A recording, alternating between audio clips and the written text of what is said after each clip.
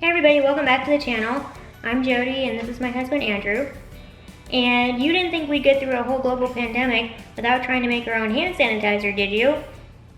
Of course not. So that's what we've set out to do. Drinking alcohol, we distilled it and made it a higher concentration. And we used that using something called an air still.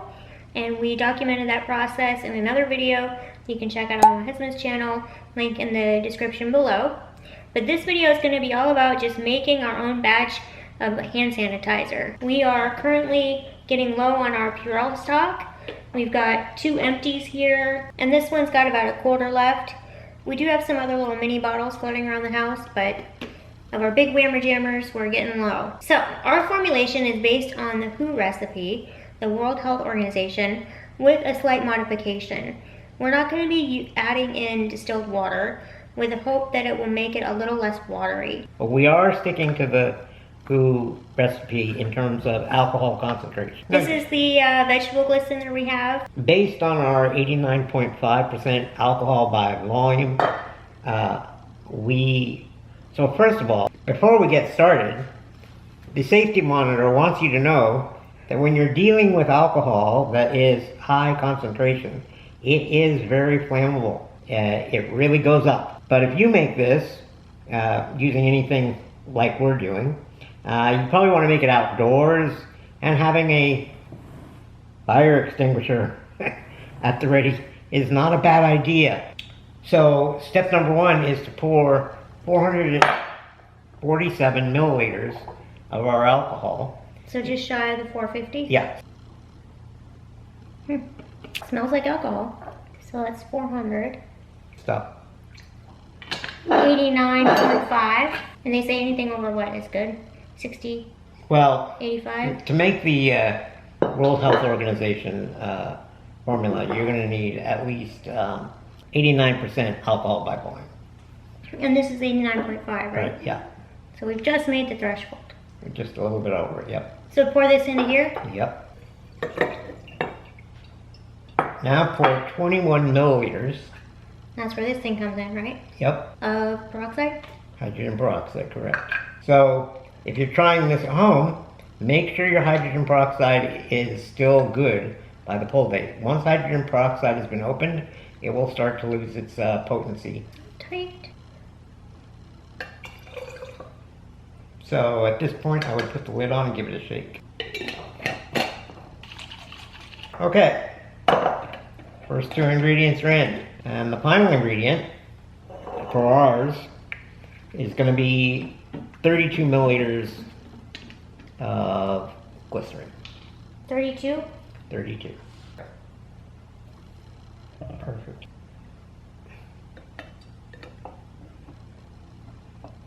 The glycerin all settles to the bottom, and it makes an interesting pattern as it's traveling through the alcohol. Now we shake it up. Give it another shake. Okay. There you go. So we have made hand sanitizer, but the World Health Organization advises that you should let the solution sit for 72 hours in case any of the equipment that you used in making it was not sterile to begin with. So to sterilize the equipment, they recommend letting it just sit for 72 hours to use. We're fairly confident that everything we used was not sterile, but we're also fairly confident that the pathogen that we want to kill, the dreaded C word, is not present in the house. So this is good to use right now for us. We're going to pour some of this back into the bottle of the name brand and see how it works in the pump.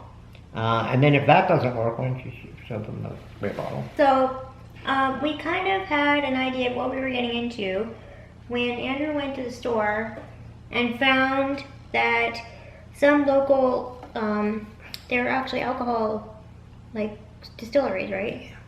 Converted, which you probably heard about on the news, converted some of their operations to making hand sanitizer. And so he bought a bottle, and it is very liquidy. So we put it in one of these spray bottles, and it's, you know, obviously still very alcohol-y, and you can tell, but it is definitely not what you get out of one of these pump bottles. So it turns out I think our homebrew here is going to be very similar to this kind of product. It's almost exactly like that, except that we added a little bit more glue. So let me just mention a couple of quick things about the spray bottle. So when you have it on the mist setting and you spray it on your hands, you should resist the temptation to dry your hands. Right. For this mixture to be most effective, it needs to stay on your hands for the same 20 seconds that you would have soap and water on your hands. But you want to spray enough on your hands so that they stay wet, both sides, between your fingers, for 20 seconds. And normally what I do when I've used this, and maybe now Andrew's going to tell me it's wrong, but I'll spray, you know, spray. And like he says, you should just let it hang out on your hands. And sometimes I just go like this a little bit. Yeah, once you rubbed it in. A little bird flap. Once you rubbed it in, that's fine.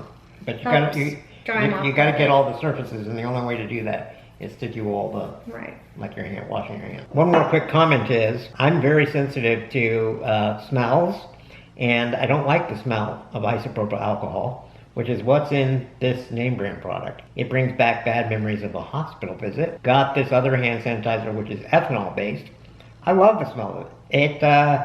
It smells like, you know, booze. a bar. It smells like a bar.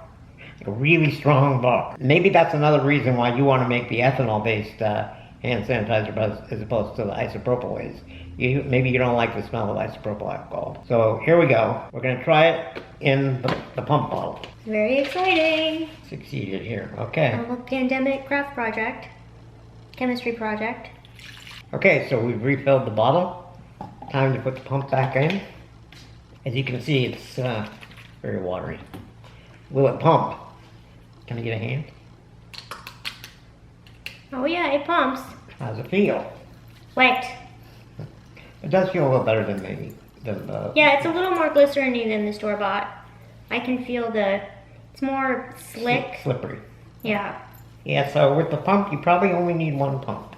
Mm-hmm. It's hands are very wet. But they're drying decently. I mean, Yes, dry quickly. Now, when Andrew and I were talking about doing this, I was like, man, this is great. I want to do it, but I wish there was a way to test it. That would require creating some kind of bacteria, which might be a little above our pay grade. But if there's a way that we can come up with actually testing our formula, we will definitely make that a part 2 of this. So thank you so much for coming along and seeing us blend our own homebrew of hand sanitizer.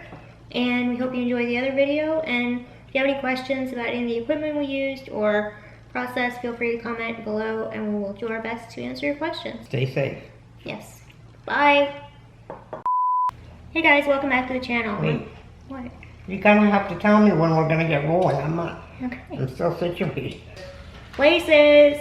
In 1 minute, it's still going to be running. And why do we have a fire extinguisher? Oh, My hands feel very clean. mine felt very moisturized. Yeah.